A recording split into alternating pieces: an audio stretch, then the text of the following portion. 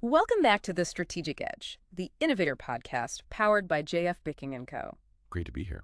Now, if you lead a founder-led business, maybe a capital-backed firm, or you're a mid-market operator, well, you definitely understand that constant pressure, hmm cutting through the noise, trying to simplify complexity, and really leading with absolute clarity, especially in a world that, frankly, seems to thrive on ambiguity. It certainly feels that way sometimes. Our mission here, week after week, is essentially to be your strategic partner on that journey, giving you actionable insights, things you can genuinely apply to build, well, enduring enterprise value. That's right. We're really here to distill what actually works, in the front lines of business. We want to move beyond just theory Exactly. and deliver practical strategies on capital, innovation, leadership insights, designed so you can not only navigate today's challenges, but really actively shape tomorrow's opportunities. Think of us as your guides, maybe. Yeah, expert guides helping you unlock those powerful insights that are directly applicable to your business.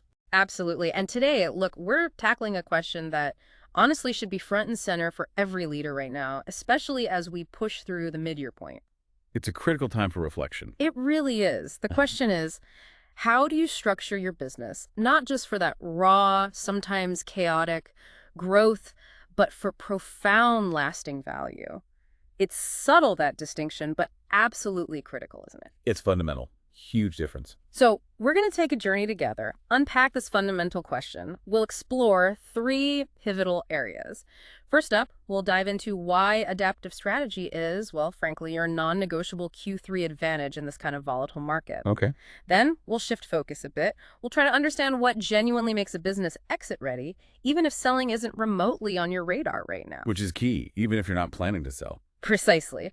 And finally, we'll look at how AI agents and intelligent automation aren't just concepts anymore. They're quietly but powerfully rewriting the rules of execution for businesses just like yours. It's happening faster than many people realize. So let's unearth the wisdom in these insights, shall we? Okay, let's be candid for a moment, because if you're leading a business right now, you've almost certainly felt this. That rhythm. Yeah, 2025. It's been a year defined by this fascinating, almost rhythmic stop and start momentum. Remember Q1? There was this real sense of ambition, wasn't there? Oh yeah, big plans everywhere. Big goals set, ambitious initiatives launched. We all felt that collective surge forward. Then Q2 hit, and it felt like the market just sort of exhaled. A definite shift, more caution. A prevailing sense of caution crept in, maybe a bit of hesitancy from customers, investors perhaps, a slight pullback in spending maybe. You saw across the board. But now, as we move firmly into Q3, the narrative's shifting again. The focus isn't just ambition or caution anymore. It's really about clarity. It's about recalibration. Getting precise. Exactly. Taking stock of where you are, making those precise adjustments to accelerate forward, but, with purpose. You've likely felt the shift in your own operations, right? This undeniable need to pause, assess what's really working. And what isn't? And what isn't. Then accelerate, but in a much more focused, intentional way. You've articulated that perfectly. What we're seeing across the most successful operators we work with, the ones not just surviving but genuinely thriving in this unpredictable environment, is a fundamental departure. They're moving away from rigid, fixed roadmaps. Those big binders gathering dust. Exactly. Those traditional, static strategic documents, maybe drafted once a year, perhaps updated quarterly. They just can't keep pace anymore. They become obsolete almost as soon as the ink dries. Right. Instead, the best are now operating with what we call modular strategy systems. Modular strategy systems. Okay, that sounds like a real paradigm shift. Can you elaborate on that? How do these fundamentally differ from those traditional, dusty strategic binders we all know? What's the core difference? Okay, think of them less like a rigid, single blueprint for your whole business, and more like a collection of interchangeable high-performance engines. You might have one engine for product innovation, another specifically for market expansion into new verticals, maybe a third optimized purely for operational efficiency, cost control. Interesting analogy. Unlike a fixed roadmap, which implies this predetermined linear path, a modular system is designed to adapt in real time.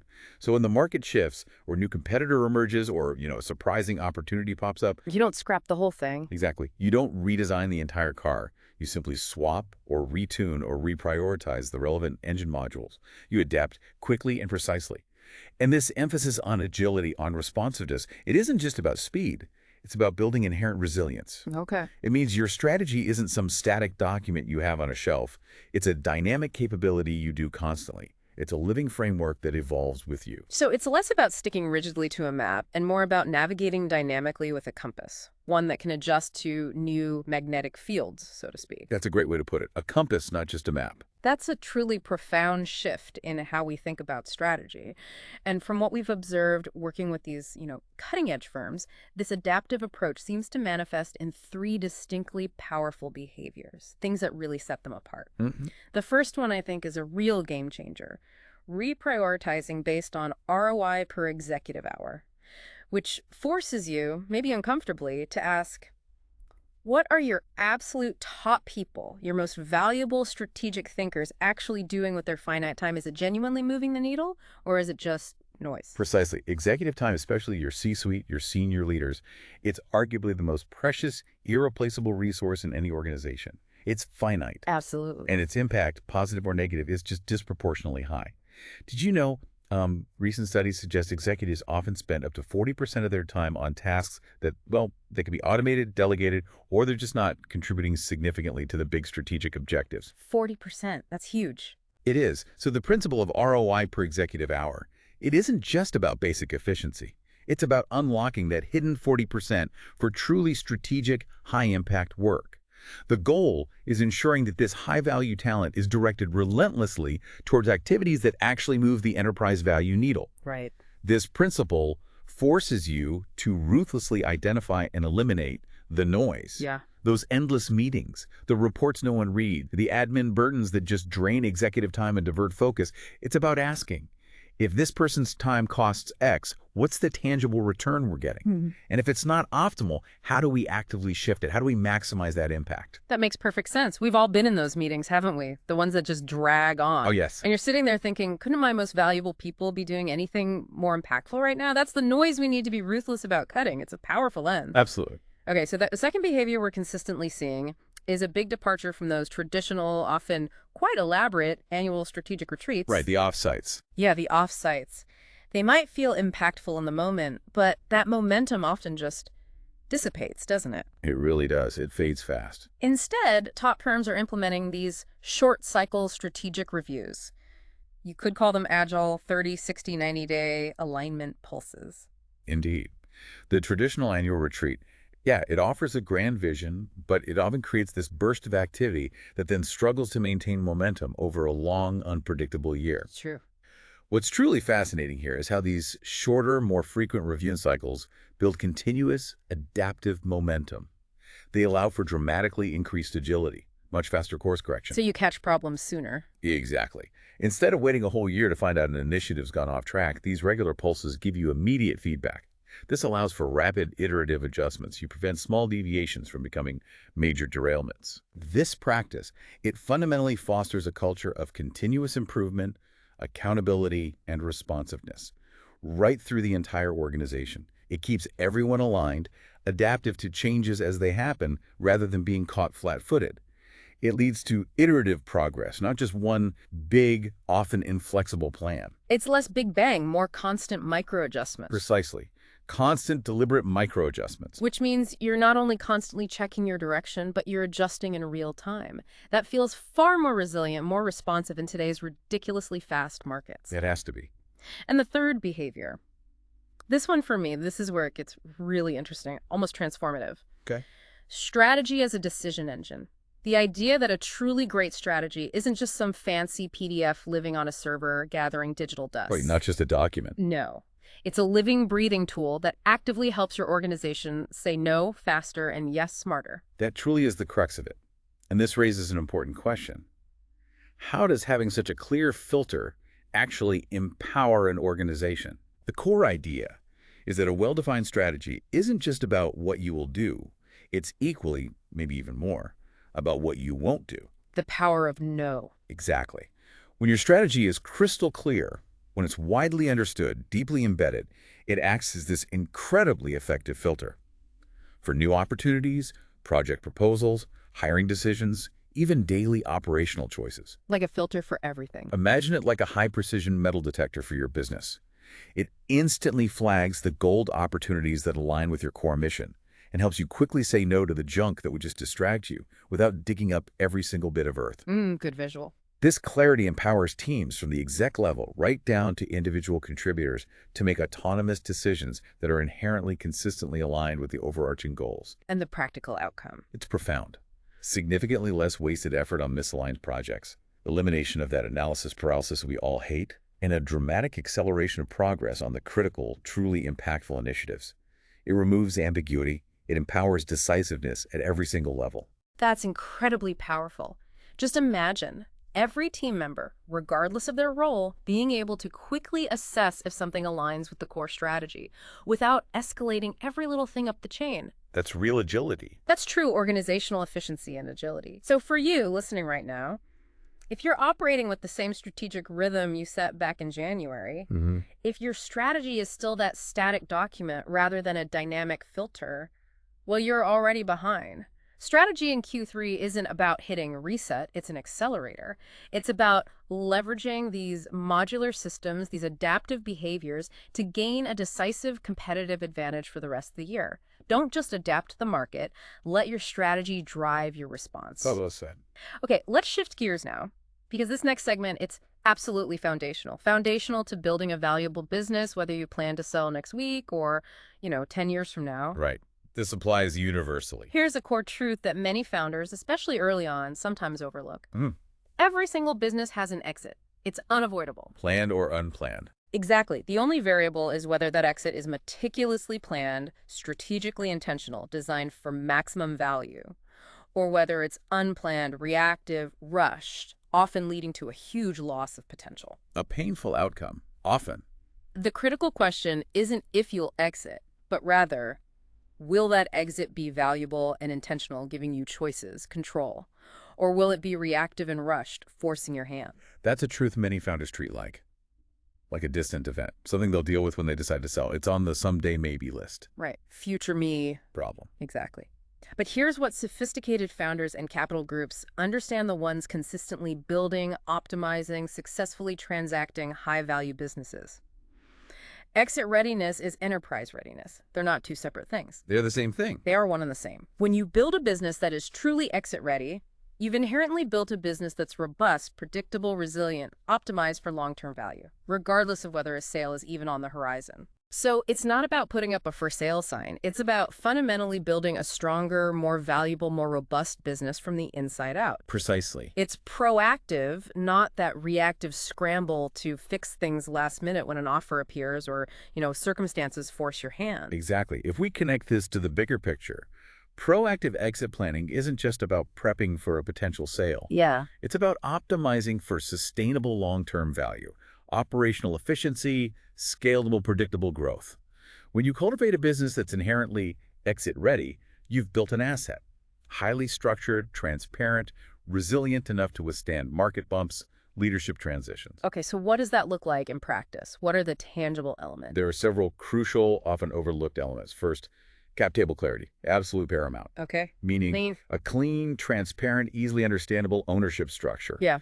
Any ambiguity here, complex early investments, unvested options, poorly documented phantom equity, multiple share series, it creates huge complications, delays during due diligence. Headaches for buyers. Massive headaches.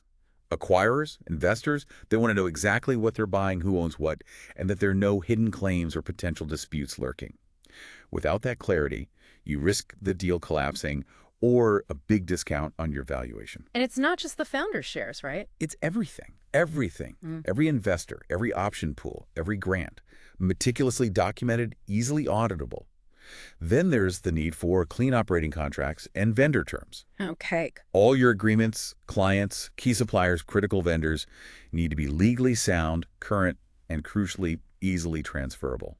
We've seen deals stumble because of outdated contracts with vague renewal terms. Oh, yeah. Or agreements tying IP to one person, not the company.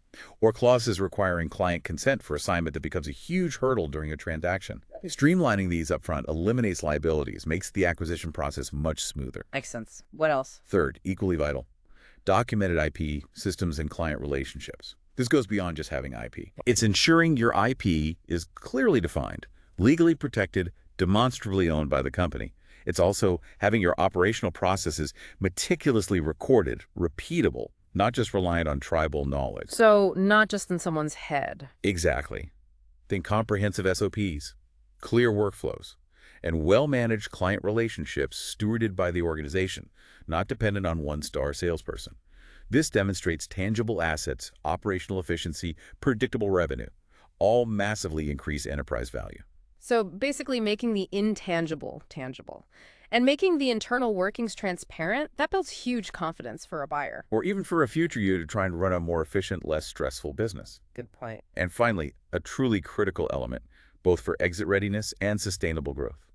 A leadership team that scares beyond the founder. Ah, the founder dependency issue. Yes, systematically removing founder dependency. A business genuinely ready for exit, truly poised for sustained growth, has a strong independent leadership team, capable of operating effectively without the founder's constant day-to-day involvement. That shows real scalability. Scalability and crucial continuity.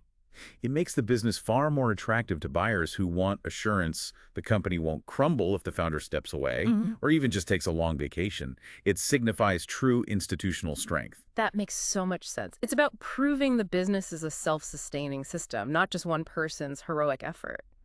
Let's make this concrete. Consider a hypothetical case, something we've seen variations of many times. Okay. We worked with a founder of a logistics tech platform. Brilliant guy, built a fantastic business, impressive revenue growth, innovative product gaining traction, surface level, everything looked great. The classic story. Exactly. But structurally underneath, frankly, it was a mess. No clean succession plan for key roles. Client contracts were a nightmare, outdated terms, manual renewals. And a tangled web of overlapping equity grants created this labyrinth of ownership issues. Huge potential held back by a lack of internal structure. It was indeed. The founder's personal brilliance was kind of masking these systemic weaknesses. Our intervention was comprehensive, focusing on those foundational structural improvements. What did that involve? Well, within about 6 months, we actively restructured the org chart, clarifying roles, responsibilities, decision authority, reducing bottlenecks, those single points of failure. We meticulously cleaned up and clarified the incentive pool, resolving all those complex equity issues, ensuring every stakeholder understood their ownership clearly. Not just legal tidiness, then. No, it was about creating a compelling, transparent picture of the company's true value and its future potential. This holistic structural overhaul then allowed us to strategically position the company for acquisition. And the result was pretty exceptional, wasn't it? It really was. They didn't just exit at a higher multiple, which is fantastic, obviously, but they exited with incredible options. Optionality is key. Because the business was so meticulously structured, they attracted multiple buyer types. That gave them negotiation leverage. Due diligence, often so painful and long. A nightmare usually. It's clean, efficient, reduced stress, sped up the timeline.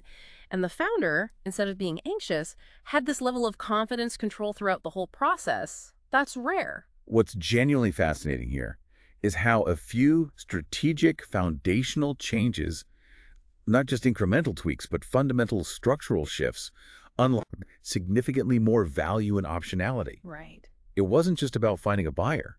It was about building a business so inherently robust, transparent, clear in its operations that buyers naturally saw its immense value and eagerly competed for it. The cleaner the internal structure, the more attractive the external asset. It's a direct correlation. So what does this all mean for you listening right now? It means structure isn't secondary. It truly drives value. As we always emphasize at JF Bicking & Co., a great exit doesn't start with bankers. It starts with structure.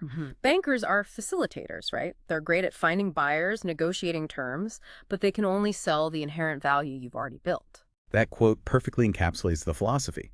Bankers facilitate transactions, sure, but the fundamental value they're selling, that's built and solidified long before they even get involved. Yeah. Foundational, operational, legal, organizational clarity that creates the bedrock for any successful transaction. Without it. Without that strong, clear structure, even the best revenue, the most innovative product, the most passionate team, it can all be undermined by messy internals, leading to discounts or worse, failed deals. Okay, so let's do a quick, honest self-assessment checklist right now. For you listening, ask yourself these 3 direct questions. Be brutally honest. The answers reveal your true readiness. First, are you the founder or leader, the bottleneck to operations or client relationships? Tough question. Think about it. Do things grind to a halt if you step away for a week? Second, do you know who your most likely acquirer or investor type is? Not about actively selling, but strategic foresight, market understanding. Who finds your business most valuable and why? Critical insight. And third, can someone else in your organization explain your strategy in under 2 minutes, clearly and concisely? Not just brevity.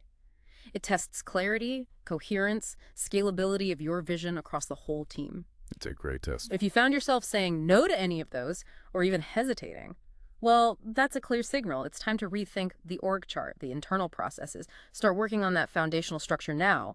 Don't wait until you have to. Start before you think you're ready. Absolutely. Start now. Now let's pivot. Let's shift from grand strategy, structure of capital, to a topic that's fundamentally about capability and how it's evolving at, well, an astonishing pace. Artificial intelligence. AI, yes.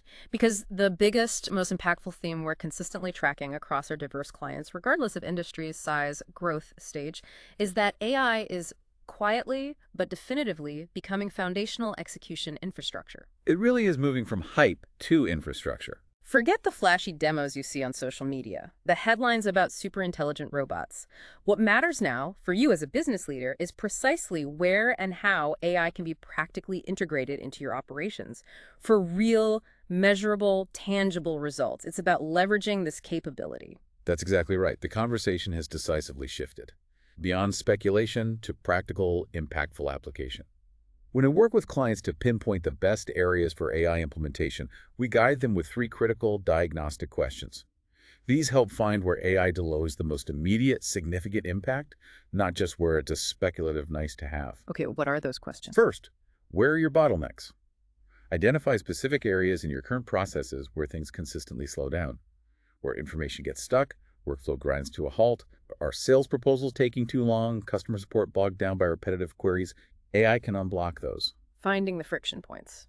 Exactly. Second, where is human time being wasted? Pinpoint those repetitive, mundane, low-value tasks consuming valuable human hours. Hours better spent on strategic thinking, creative problem-solving, relationship building, think data entry, basic report generation, maybe simple content creation. The stuff people hate doing anyway. Pretty much. And third, where is consistency more important than creativity? These are areas where rule-based automation, predictable outputs are paramount. Processes where errors are costly, or where a uniform high-quality output is essential. Prime candidates for AI.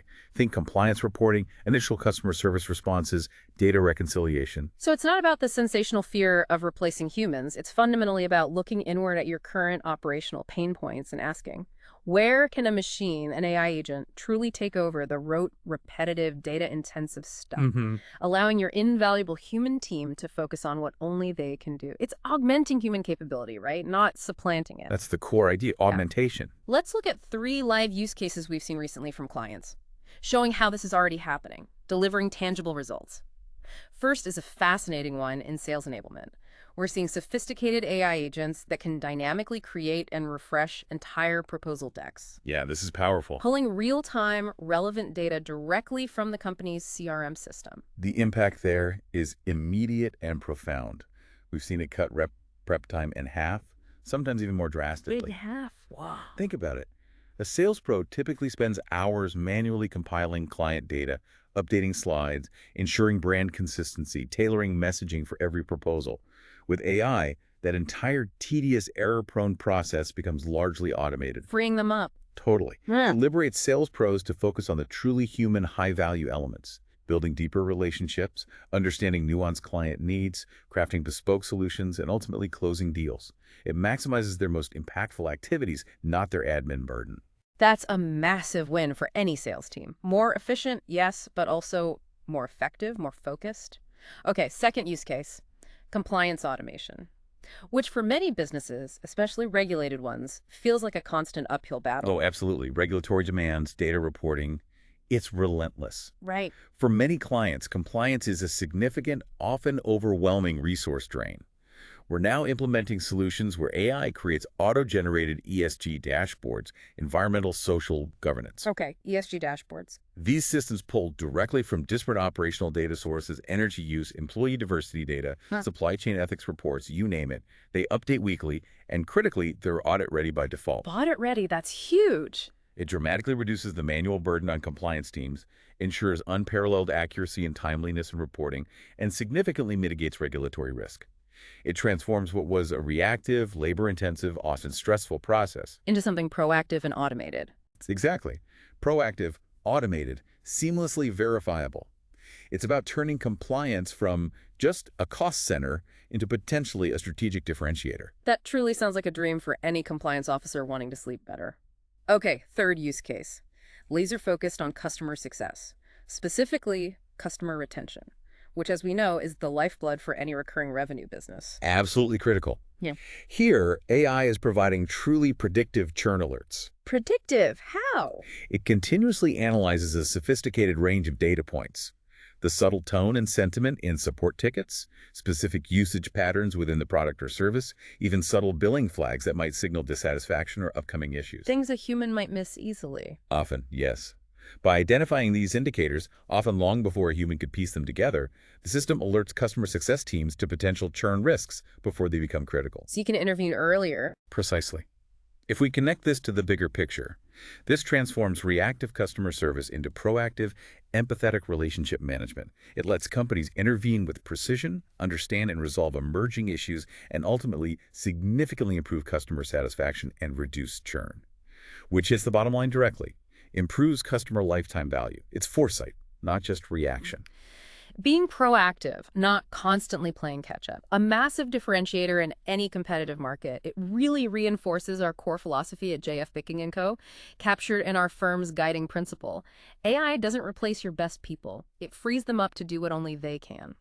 That's central. It's not a zero-sum game, is it? It's about strategically using technology to empower your top talent, letting them focus on the strategic, the creative, the empathetic, the uniquely human tasks that truly drive value and build relationships. That's the essence of the augmentation mindset. AI excels at data processing, pattern recognition, executing repetitive actions at scale. That capability, harnessed correctly, enables human experts to apply their judgment, their empathy, their creative problem-solving, their strategic thinking to the most complex, valuable problems. It elevates the human role. It elevates the human role. It doesn't diminish it.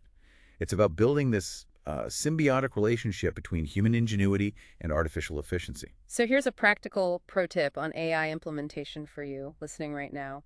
Start with friction, not fantasy. Good advice. Don't chase the most complex, theoretical, futuristic AI applications right out of the gate just because they sound impressive. Instead, look inward.